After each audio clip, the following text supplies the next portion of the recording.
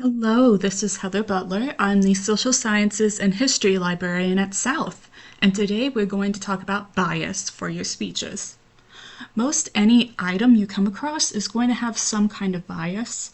The most important thing is to be able to evaluate what kind of bias it has, to what degree, and if it is still an appropriate item to use for your speech. We can evaluate an item for bias with the CRAAP test. Don't worry, the CRAAP test is not pass or fail, it's just looking at qualities. It gives us some questions to help us start thinking about what quality an item has. So let's look at it now. C, currency.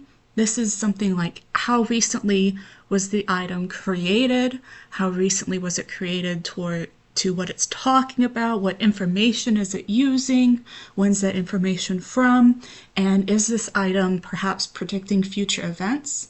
So I can find a news article and it's telling me horrible, scary things about a medical issue.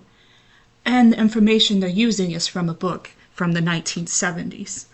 Relevance is the idea of, have you looked at other sources? What are other sources saying compared to what you want to use? Do I just prefer this item because it agrees with me? I love football. I'm going to have a much easier time reading about how football helps build leadership skills than I would reading about concussion risks. Authority is like who's the author or publisher. I'm reading a study about how chewing gum raises life expectancy, and it's sponsored by Wrigley.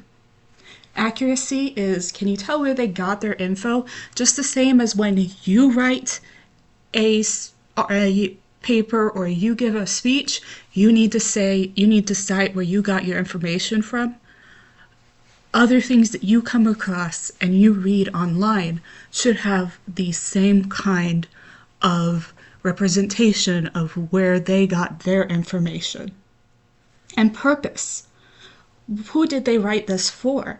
In a lot of well-written pieces, intent should be in one of the first sentences or in the very first paragraph, establishing who's the audience for this. Is it for people who are already experts? Was it written for like children or for people with very little knowledge about the topic? Is it written for people who already agree with the author? What's the purpose? Is it to sell you something?